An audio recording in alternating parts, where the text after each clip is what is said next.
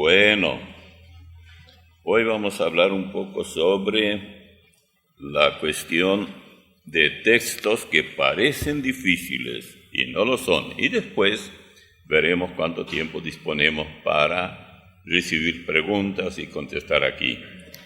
Estando en la radio, uno se encuentra con muchas sorpresas, textos bíblicos que si se hiciera un estudio más detenido no habría problema, pero para muchos dicen, no, ¿y esto cómo se entiende? No lo entiendo. Bueno, yo tampoco sé todo, me falta mucho todavía, pero debo compartir con aquello que el Señor me ha hecho ver. Por ejemplo, ¿qué es la fe? Decir uno, va a suceder, ya está. No, eso no es fe. Es cualquier cosa menos fe. Bueno, alguien dice, bueno, en Hebreos 11 dice, es pues la fe, la certeza de lo que se espera, la convicción de lo que no se ve. Correcto. Pero dentro de un estudio más amplio, fe es, Dios lo dice y yo lo creo. Dentro de lo que tenemos nosotros que ver con la fe aquí. ¿Por qué creemos lo que queremos? Por lo que creemos. Y creemos porque Dios lo dice. Pero ¿y cómo sabemos que Dios lo dice? Porque creemos firmemente que la Biblia es su palabra. Así de sencillo. Y si creemos que la Biblia es su palabra, tenemos mucho cuidado también con la Biblia que usamos, porque sabemos que hay Biblias tergiversadas. Entonces, cuando llegamos a eso, nos damos cuenta que es mucho más de lo que solemos pensar. Ahora, allá en Mateo 17, 14 al 21, abren esa parte. Días pasados, justamente, estuvimos tocando esto. Es la transfiguración del Señor, y en eso viene un padre agobiado, triste, amargado, llorando virtualmente, pidiendo que el Señor le ayude. Y ese cuadro nos permite entender, existe o no poca fe y mucha fe. Porque si alguien dice, ¡uy, fulano tiene mucha fe! ¿Cómo sabe usted que tiene mucha fe? No es así nomás decir y ya está. Bueno, yo no sé, pero yo creo que tiene mucha fe, porque todo le va bien. Vayan y vea, hay muchos a quienes va todo bien. Si ven un poco ahí en su internet a Mr. Abreu, van a decir, ese sí que tiene fe. Una multitud increíble. Y además, sin que él tuviera la menor idea que va a suceder, de repente se vio en el cielo. Y en el cielo el Señor le dijo, ven acá. Y le mostró una trompeta enorme. Y tenía, era toda de oro. Esta trompeta, le dijo el ángel, o el Señor, muy pronto se va a tocar. Y dice, yo sé si eso pasó, de verdad, así es. La pura verdad. Y es justamente la pura mentira. Pero escúcheme bien. Él cree que estuvo en Europa. Entró allí no sé dónde, que a él no le gusta viajar, pero a la esposa sí, entonces la acompañó. Yo quiero pensar que él llegó a Miami. Era la época justo cuando uno de los jueces permitió que ganaran aquellos que tanto querían que en las escuelas se enseñe toda la doctrina de Satanás. ¿Quiere decir que eso coincidió o él sabía que eso va a pasar y creyó que eso le viene como anillo al dedo? Y al irse allá, se fue justamente a Miami, que es el estado de Florida, donde se llevó a cabo eso. Le habrán dado bastantes drogas, tal vez llegaras desde acá, y allá no hay problema hay lugares para aprovecharlas. Y estando allá, habrá bailado por quién sabe dónde, y cuando él dice la verdad, eso ocurrió. Vi la trompeta, vi al ángel que me dijo, o el mismo Señor, o cosas por el estilo. Todo lo que él necesita es gente tonta, que no entienda ni la Biblia, ni tampoco qué significan doctrinas como la fe, por ejemplo.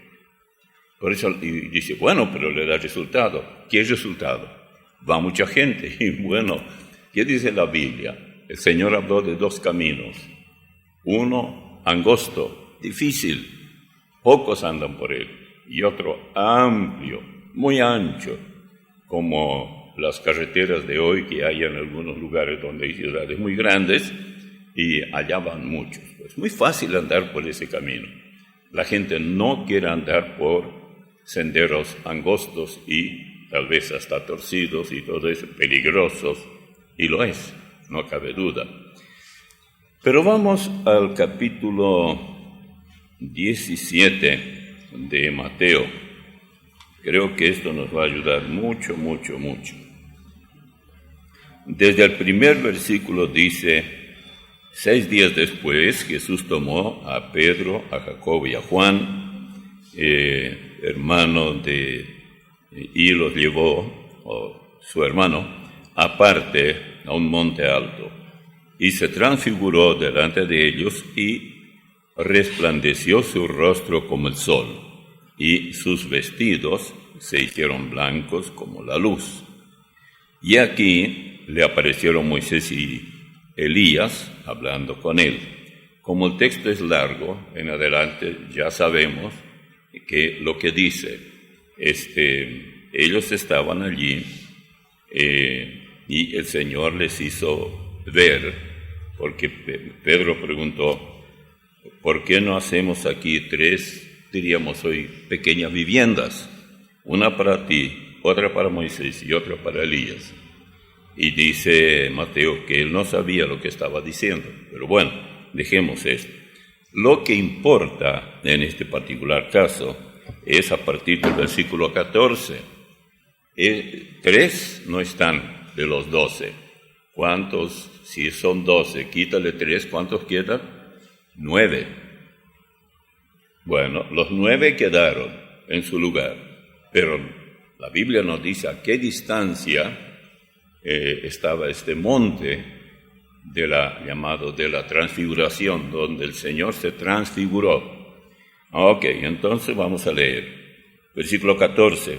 Cuando llegaron al gentío, vino a él un hombre que se arrodilló delante de él diciendo: Señor, llegaron estos 3 apóstoles y el Señor. Señor, ten misericordia de mi hijo, que es lunático, es decir, un demonio lunático, y padece muchísimo, porque muchas veces cae en el fuego y muchas en el agua. Y lo he traído a tus discípulos, pero no le han podido sanar. Respondiendo Jesús, dijo: Oh generación incrédula y perversa, ¿hasta cuándo he de estar con vosotros? ¿Hasta cuándo os he de soportar? Traédmelo acá. Y reprendió Jesús al demonio, el cual salió del muchacho, y éste quedó sano desde aquella hora. Viniendo entonces los discípulos a Jesús aparte, dijeron: ¿por qué nosotros no pudimos echarlo fuera? Jesús les dijo: por vuestra poca fe. Ahí está. Hay poca fe, y si hay poca debe haber mucha fe, ¿no? Y porque de cierto os digo que si tuviereis fe como un grano de mostaza, diréis a este monte: pásate de aquí allá, y se pasaría, o se pasará, y nada os será imposible. Pero este género, es decir, el caso que trataban ellos, no sale sino con oración y ayuno. Yo escuché ya hace muchos años todavía andaban pantalones cortos, aunque ahora cualquiera pantalones cortos. Antes se decía a un muchacho muy joven todavía que no usaba pantalones largos, pero era una gran cosa. No querían gastar así nomás para darle pantalones largos porque usaban más tela. Entonces, bueno, pero eso es aparte.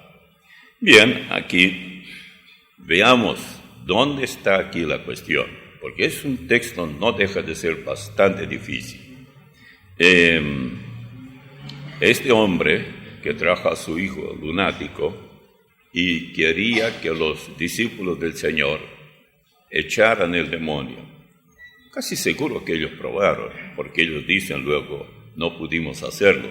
Ellos ellos intentaron, pero lo que pasó allí es que ellos, al no ver a Jesús, no creían que ellos podrán hacerlo. Y naturalmente ni siquiera intentaron.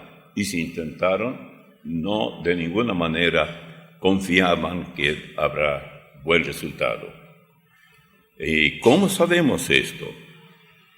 Cuando él dice, oh generación incrédula y perversa, signo de interrogación ahora, ¿hasta cuándo he de estar con vosotros? ¿Hasta cuándo os he de soportar? Traédmelo acá. El Señor ya se acercaba al tiempo de su partida. Es como decir, ¿ustedes creen que yo voy a estar mucho tiempo con ustedes?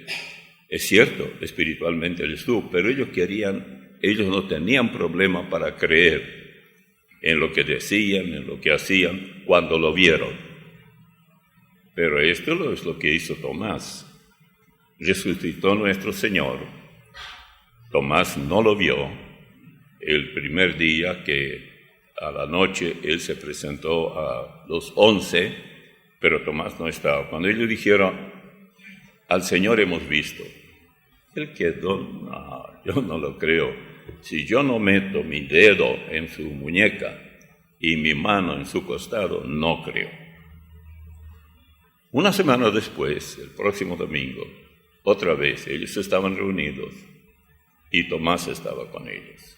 Lo primero que el Señor le dijo a Tomás, come here.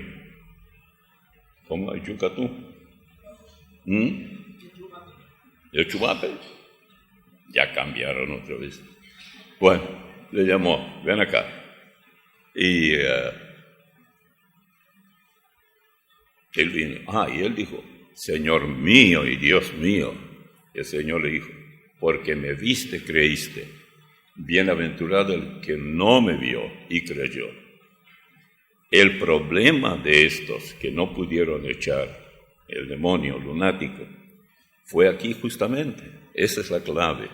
Por eso, con mucha frecuencia hay que enganchar un texto difícil de entender y ver que en algún lugar de la Biblia está la respuesta.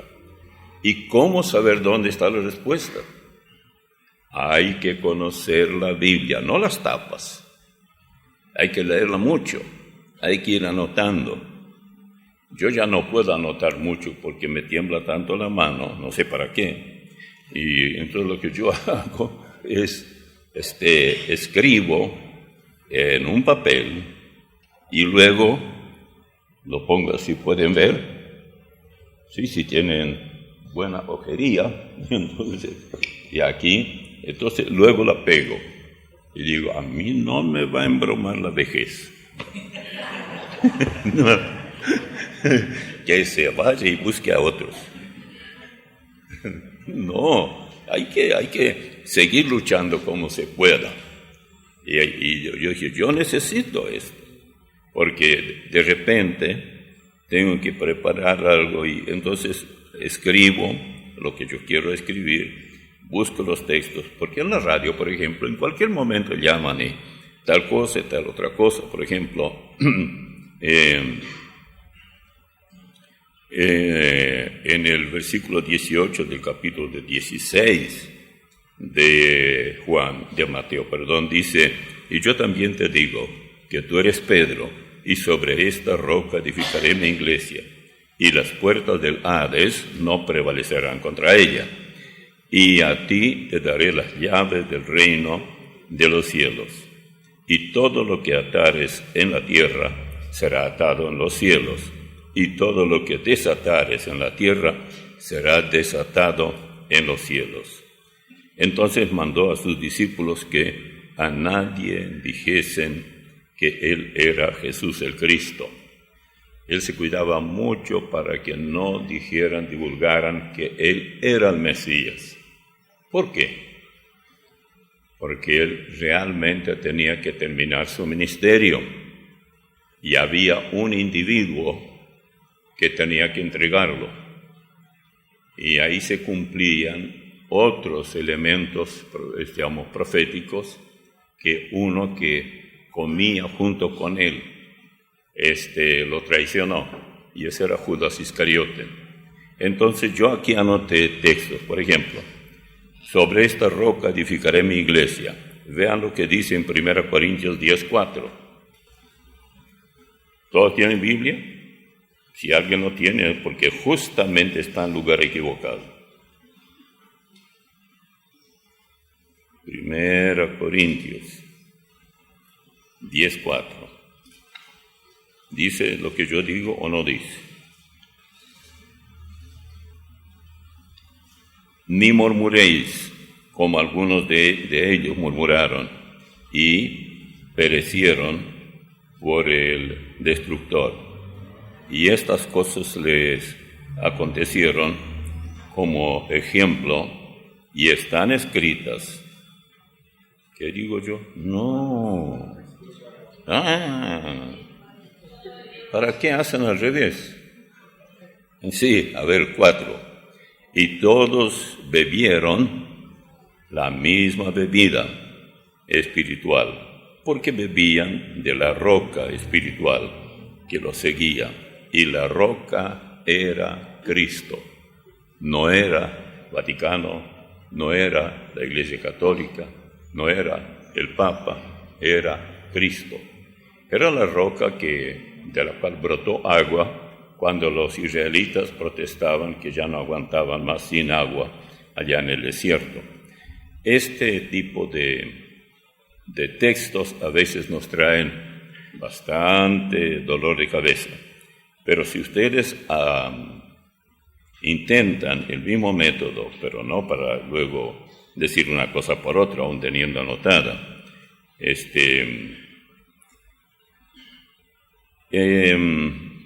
otro detalle muy importante: es posible que un cristiano tenga mucho o poca fe. Ya vimos, porque al final del texto que hoy leíamos, dice directamente que ellos le preguntaron, ¿por qué nosotros no pudimos echar? Y él dijo, por vuestra poca fe. Y después le dijo, este género no sale sino con oración y ayuno. En algunas versiones de la Biblia, o algunos predicadores dicen que oración y ayuno fue agregado después. ¿Qué manera más infantil y antibíblica de interpretar la Biblia? Yo estoy hablando de predicadores con cabellera blanca. No eran predicadores así de ayer. ¿Y por qué? Porque ellos, como no creían que el ayuno puede ayudar en algo, entonces mucha oración y ayuno, eso de ayuno no. Pero realmente hay que interpretar así. Bueno, entonces, ¿cuál es la interpretación? Creo que lo que el Señor está haciéndoles ver, que deben, puesto que el tema allí tiene mucho que ver con depender de Él, así lo ven o no, entonces que confíen enteramente en Él. ¿Y cómo demostrar que están dependiendo de Él? Orando y ayunando. No es que si usted ayuna va a tener más fuerza. Si ayuna, claro, va a adelgazar también, si necesita ser más flaco. Pero un hecho es que usted al ayunar tiene completa dependencia de lo que está haciendo. Si ellos hubieran ayunado, ellos no sabían tal vez que ese lunático le sería traído. Pero era sin duda mucho más difícil para ellos, sin tener a Jesús presente. Pero él, uno diría, deliberadamente se alejó. Ni siquiera sabemos a qué distancia estaba él con los otros, los tres que fueron con él, Jacobo, Juan, y es decir,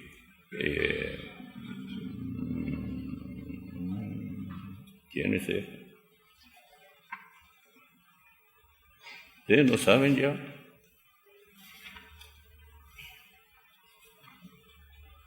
Bueno, no importa. Está en Mateo de cualquier manera. Pedro, Juan y Jacobo. Bien. Shelby. Sí, claro, ahí está, Pedro habló. Y bueno, ellos no estaban, pero los otros estaban y eran tan discípulos, tan enseñados como los que no estaban.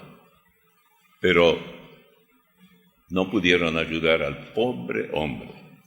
Y escuchen, ¿cuántas veces nosotros no podemos ayudar a alguien a quien podríamos, porque tenemos todo el medicamento, por decirlo así, tenemos el conocimiento de la palabra, o tendríamos que tener, tenemos la experiencia en la vida cristiana, lo que la persona que busca ayuda no tiene, no conoce la Biblia y necesita socorro. ¿Estamos en condiciones de socorrerla? Me gusta mucho este momento de oración que tuvimos hoy, y yo creo que hay que seguir orando. Nuestra vida aquí, como iglesia, puede tener sus problemas también. Satanás está furioso, furibundo por lo que estamos haciendo. Eso, si bien somos pocos, pero nunca piense que somos pocos, porque numéricamente somos pocos, pero la mayoría está donde está el Señor. Así que ese no es el problema. Y el Señor no necesita muchos para hacer mucho, y Él hará si nosotros somos fieles a Él. A ver un poquitito más. ¿Es cierto que los salvos son pecadores también? Lamentablemente sí. El que está aquí y no en el ataúd allá en el cementerio, eso lo prueba. Es obvio que los salvos también son pecadores, naturalmente perdonados. Siempre digo, hay dos clases de pecadores aquí en este planeta: pecadores perdonados y pecadores condenados.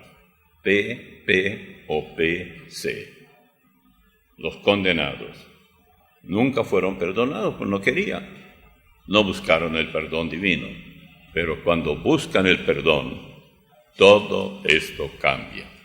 Les voy a dar algunos casos donde el hombre, como es pecador, y hablo hombres y mujeres, puede llegar al grado de no poder ser perdonado. Cometer pecado que no puede ser perdonado. Muy serio esto. Vamos a ver algunos pocos textos. Vamos a Santiago 2. Bueno, mejor dicho, vamos porque nos va a llevar mucho tiempo. Vamos a 1 Juan, capítulo 5. 1 Juan, capítulo 5.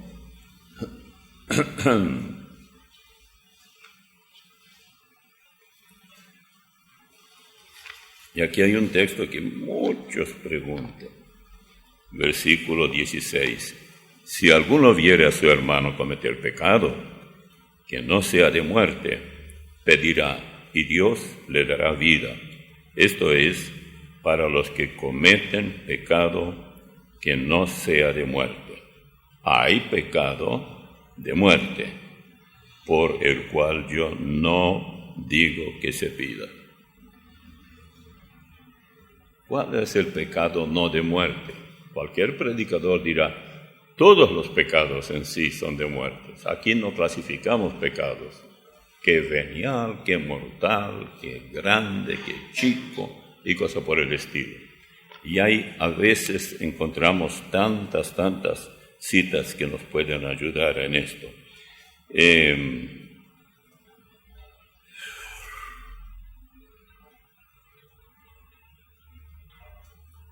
No es que me olvidé, casi me olvidé. Ustedes recuerdan a Mr. David. Él había cometido un pecado muy grave, horrible, que le persiguió todo el resto de su vida.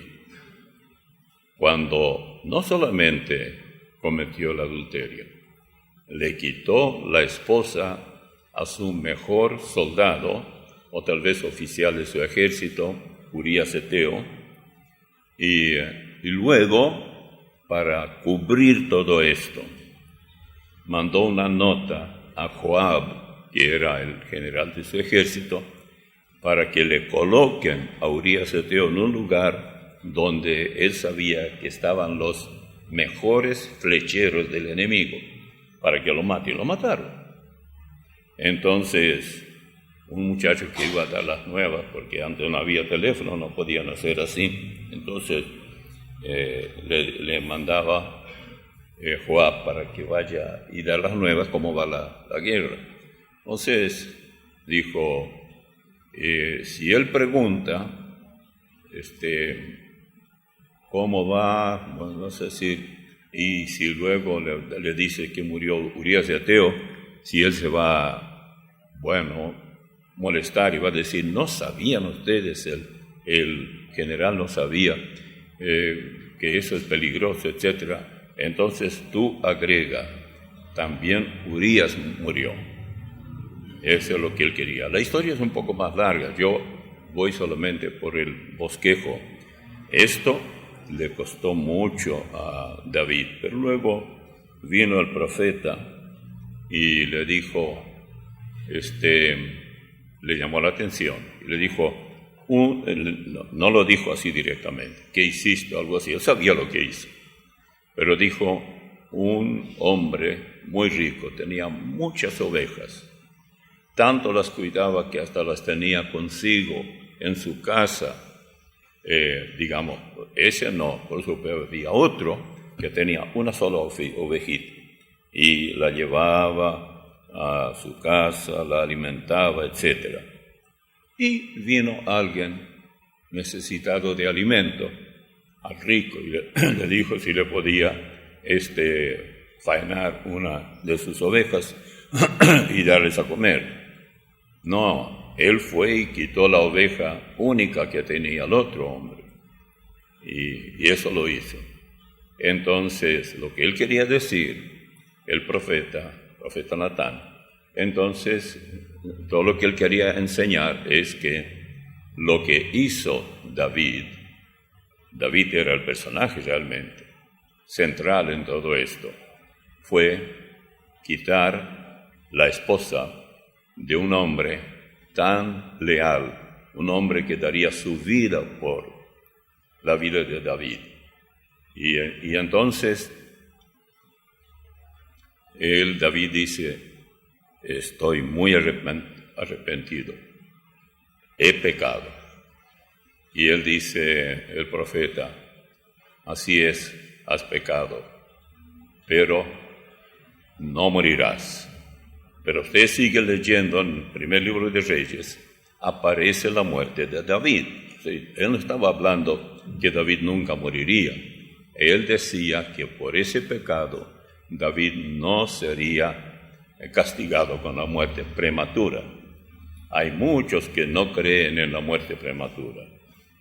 Pero la muerte prematura es simplemente personas que mueren cuando podrían seguir viviendo. Pero como se acumulan tantos pecados y ya llegan a ser tropiezos para la iglesia, Bueno, Dios le dice, a ver, nene o nena, ven acá, al cielo. En la tierra están llorando porque murió y todo, pero era necesario, porque eso era lo mejor.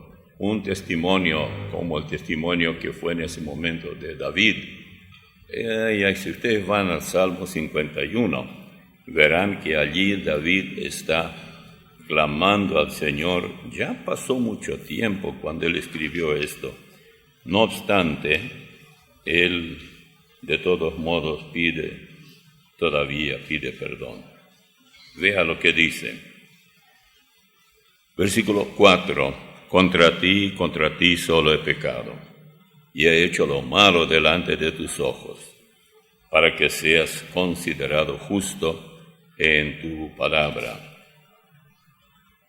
y tenido por puro en tu juicio.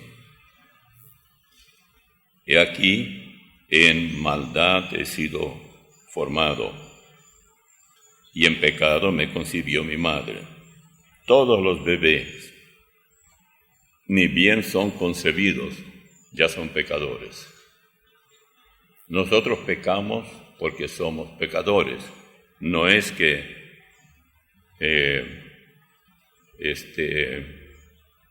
somos pecadores porque pecamos. No es un juego de palabras. Versículo 6. Y aquí tú amas la verdad en lo íntimo. Saltando de allí el versículo 10. Crea en mí, oh Dios, un corazón limpio y renueva un espíritu recto dentro de mí. No me eches de delante de ti y no quites de mí tu Santo Espíritu. Vuélveme el gozo de tu salvación y espíritu noble me sustente. Ya cuando uno se acostumbra con pecados, no le importa freno alguno, va por donde quiere, luego se da cuenta que necesita gozo, y el gozo se le fue. Sí, Satanás ofrece un poco de gozo, de algunos segundos tal vez, eso es todo. Pero es tan astuto el diablo, yo no creo que David no haya pensado qué hacer, porque lo que pasó es que si bien vino Urías y probablemente fui a visitar a su esposa y fue al palacio del rey, de David, porque después de todo David le hizo venir.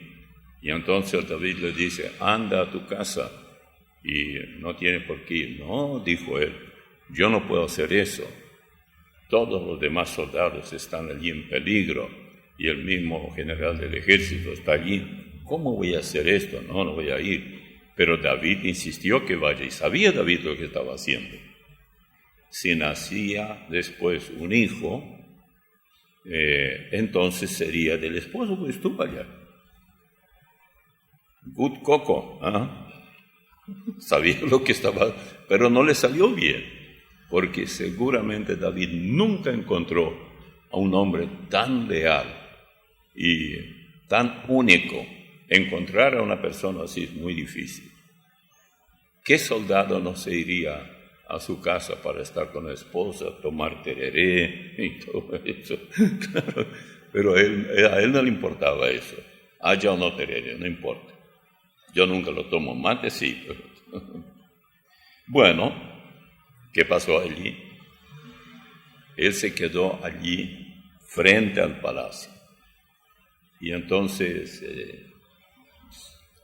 le dijeron a David, los siervos, que Urías no se había ido a la casa, que toda la noche estaba allá.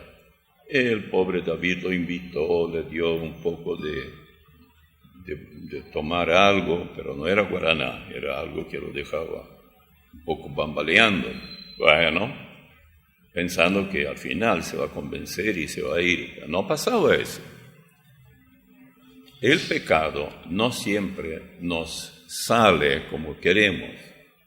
Una de las cosas que piensan los que pecan es más o menos armarlo y supuestamente saber el resultado, que nadie lo sabrá. Y resulta que todos lo saben. De alguna manera se filtra, en una u otra forma. Entonces después dicen, bueno, mi esposa no va a saber, los hermanos de la iglesia tampoco.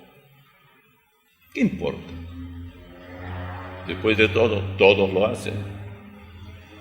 Y los cristianos somos igual como los demás. Pretendemos ser mejores, si no lo somos. Además, en muchas iglesias hay de todo. Homosexuales, que ya toman parte, lesbianas, borrachines y quién sabe cuántos.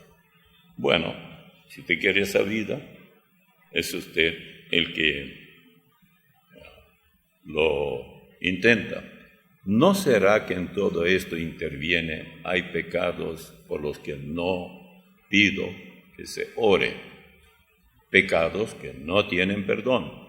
Son pecados que la persona, el cristiano, siempre comete, sigue cometiendo, y como no sufre las consecuencias en el momento, está burlando de Dios. Pero eso no es todo. Ese tipo de vida doble, de vida pecaminosa de un cristiano, hace que otros se escandalicen. Y más de una persona no quiere saber nada de la fe cristiana. ¿Por qué? Porque ellos mismos tienen una moral que supera la de ese cristiano que supuestamente ya no peca más, aunque no hay tal que no peca más. Eso no es cierto. Todos somos pecadores. Si tal cosa fuera, hay muchos textos que no tendríamos en la Biblia. Noten en Romanos capítulo 8, por ejemplo.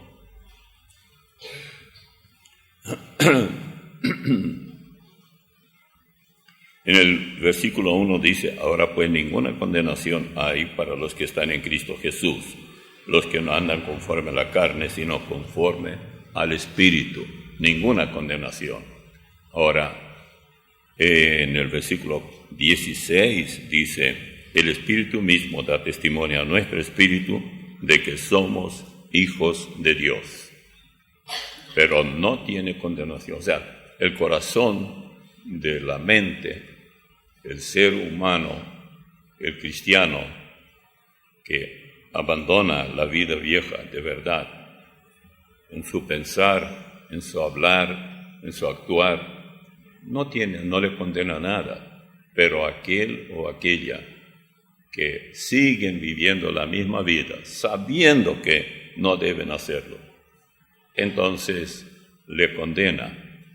Por eso, en la parte segunda de este versículo 1 de Romanos 8 dice,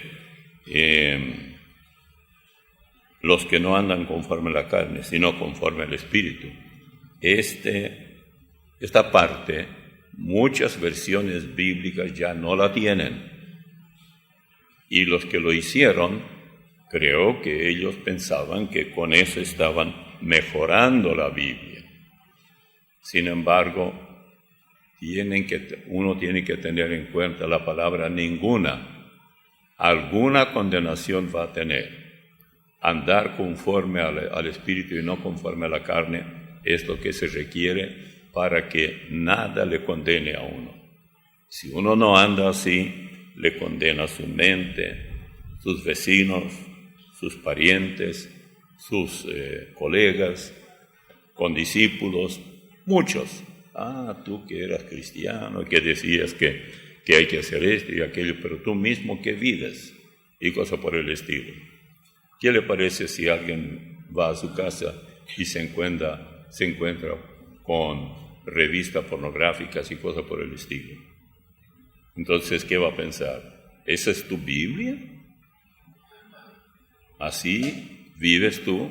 Ahora que te conozco mejor, porque llegué hasta tu casa y veo cómo eres después del domingo, entre el lunes en adelante. Y eso es muy, muy común, hermanos. Bueno, ahora comenzamos. ¿Alguien tiene una pregunta y quiere venir acá y hablar un ratito para que yo no hable? ¿No? ¿Nadie? Tú tienes. Ah, ok.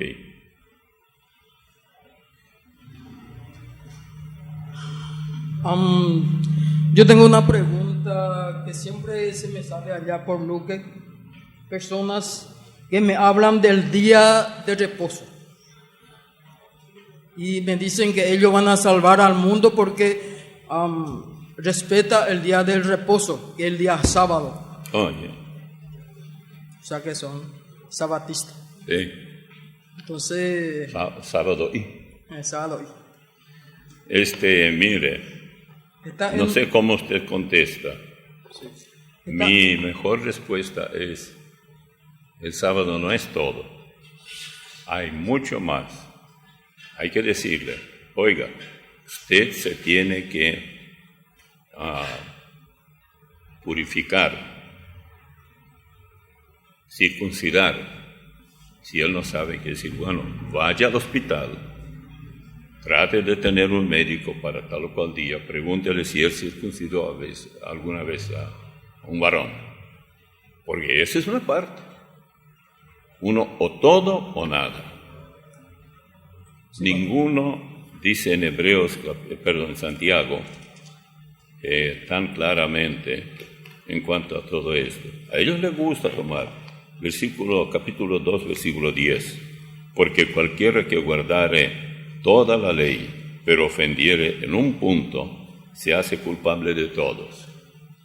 Claro, si él oye eso va a decir, ¿yo circuncidarme a esta altura de mi vida? Bueno, ya que quiere guardar el sábado, puedes ir a engañar a otro, pues yo conozco mi Biblia, y la tuya dice lo mismo. Y no solo esto, sino que el sábado no tienes ningún derecho de hacer nada. Y cítele Números capítulo 15, versículos 32. A ver, vamos a ver qué dice acá. Números 15, 32.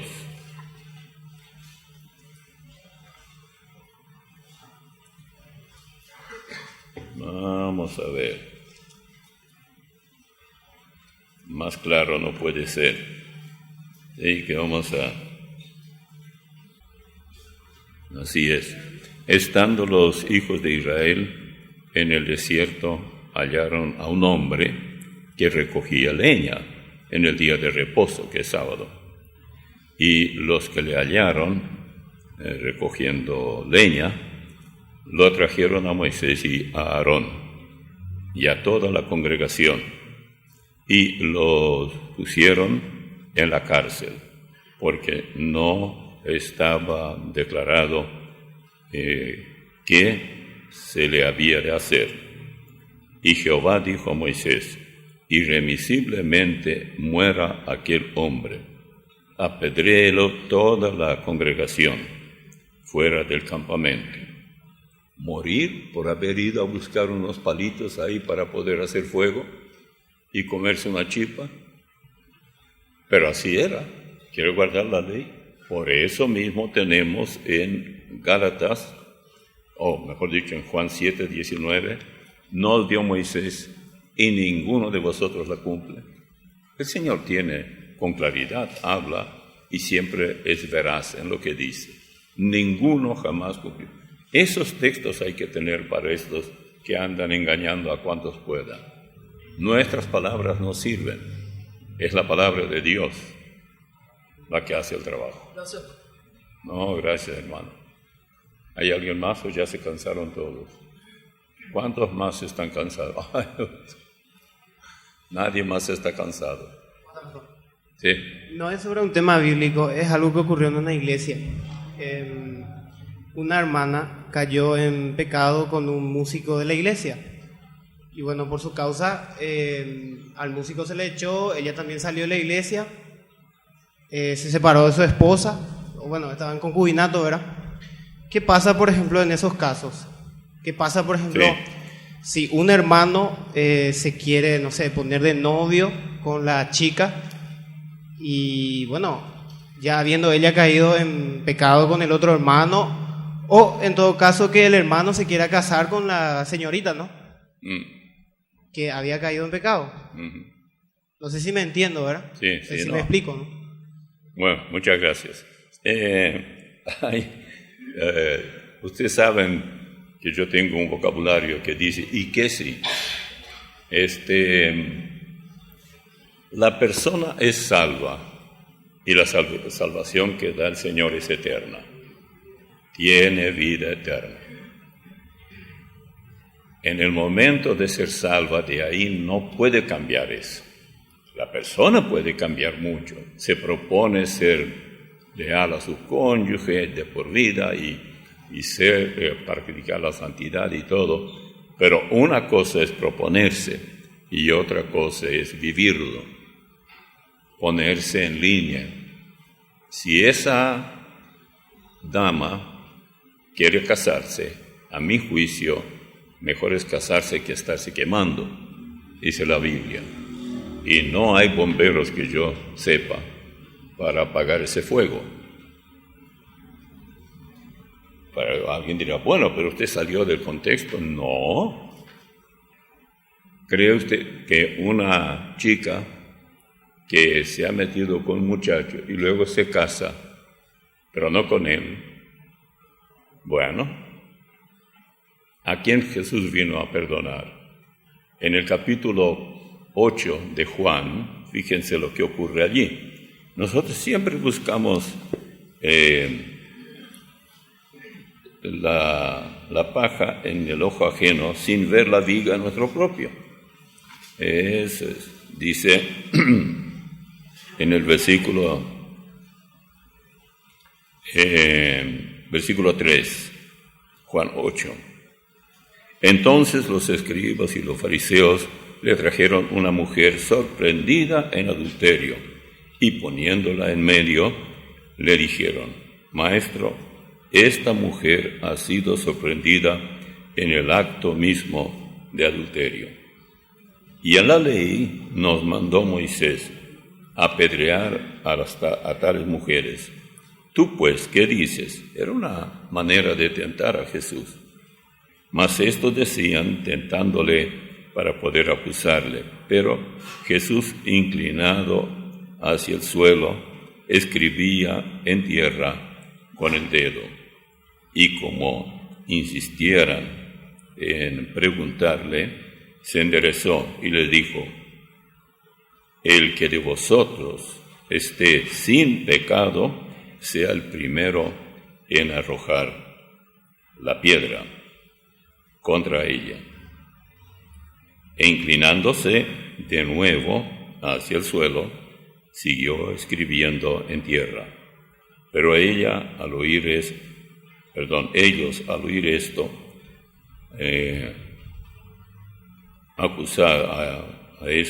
acusados por su conciencia, salían uno a uno, comenzando desde los más viejos hasta los postreros. Y quedó solo Jesús y la mujer que estaba en medio. Enderezándose Jesús y no viendo a nadie, sino a la mujer, le dijo, Mujer, ¿dónde están los que te acusaban? ¿Ninguno te condenó? Ella dijo, No, ninguno, Señor. Entonces Jesús le dijo, Ni yo te condeno. Vete y no peques más. Es todo lo que nosotros podemos hacer. Ni siquiera Él condena a tales. Ahora, si ella se casa, la necesidad que ella tenía de tener un compañero, ahí está. Si otro se casa con ella sabiendo todo lo que ella ha hecho, lo ideal es que ella le diga, yo soy así o asá o cosa por el estilo. Apocalipsis capítulo 17, versículo 12. Apocalipsis Sí, 17, versículo 12. 17. Y los 10 cuernos que has visto son 10 reyes que aún no han recibido el reino, pero por una hora recibirán autoridad como los reyes juntamente con la bestia. Mi pregunta es, pastor, ¿quiénes son estos 10 reyes? ¿Qué parte usted leyó? Apocalipsis 17, versículo 12. Capítulo 12. 17. Pueden ser cosas que ya han pasado, parte, y parte no. Por ejemplo, si usamos un poco los imperios, veremos que hay varios. Egipcio en el año 2500, digamos, antes de Cristo, el asirio, el 853 a 605, el babilonio, 605 al 540 antes de Cristo, medo-persa, 540 en adelante, luego viene el griego, 334-323, y Roma, cuando Juan escribió. Comienza en el 490 hasta su caída. El Imperio Romano no cayó porque lo hayan destituido. Él cayó por sí mismo. Y yo no tengo la menor duda que el Imperio estadounidense va a caer igual. No porque vienen los musulmanes o algo. No, no hace falta. Por sí mismo, cuando se pudre una casa desde el fondo de digamos, de los termitas que comienza a carcomer, la casa esa se va a derrumbar. Más tarde o más temprano va a caer. En Estados Unidos ahora se vive una inmoralidad y una broma o un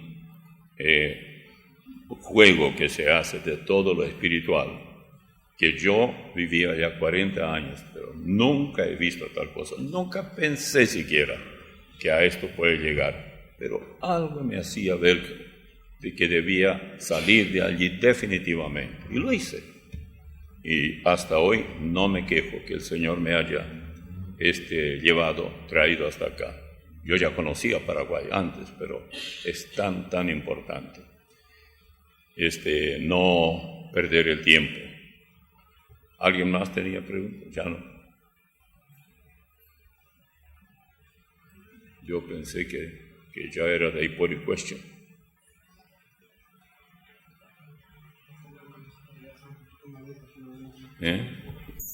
¿No se oye bien? Sí.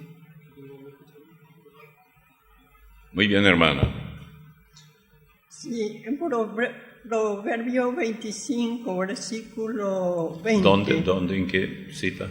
Proverbio 25. Yeah. Proverbios 25.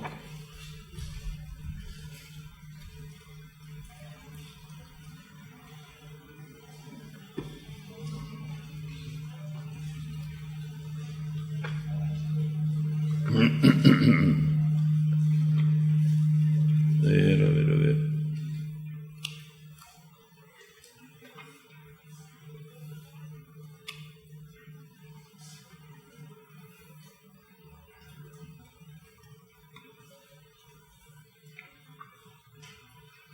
Vamos a ver. Proverbios 25. Sí, versículo 20. Versículo 20. El que canta canciones al corazón afligido es como el que quita la ropa el tiempo de frío, o el que sobre él jabón echa vinagre. Este versículo nunca no pude entender. Usted leyó en el 17. En el 25, versículo 20.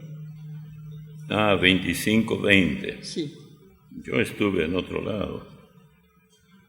Hago como hacen aquellos que ya son antiguos. Versículo 20, ¿ok? Sí. Sin leña se apaga el fuego, y donde no hay chismoso, cesa la contienda. Acá dice, el Ese es el 20 versículo, dice, el que canta canciones al corazón afligido es como el que quita la ropa en tiempo de frío, el que echa vinagre. No, pero ¿qué versículo es? Echa vinagre. ¿Qué versículo es?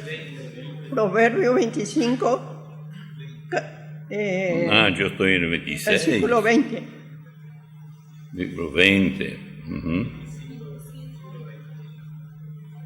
25, 20, sí. El que canta canciones al corazón afligido es como el que quita la ropa en tiempo de frío o el que sobre el jabón echa vinagre. Bien, cantar canciones de alegría a una persona que está sufriendo no es lo mejor. Es mejor bajar el estado de ánimo y no pretender, mediante canciones o lo que fuera, elevarlos. No se puede. Pero si uno va y visita a una persona, está sufriendo mucho, y se acerca, tal vez se sienta a la de su cama, conversa lo que puede, le lee algún texto, y si la persona enferma tiene algún mensaje para mandar a alguien, lo hace también, pero venir y guitarra y acordeón y todo eso, es una locura eso. Es una burla que se hace de la pobre persona que ya está sufriendo. Sí, hay que usar eso. Salomón tiene mucho que enseñarnos y nos está enseñando. Muchas gracias, hermano.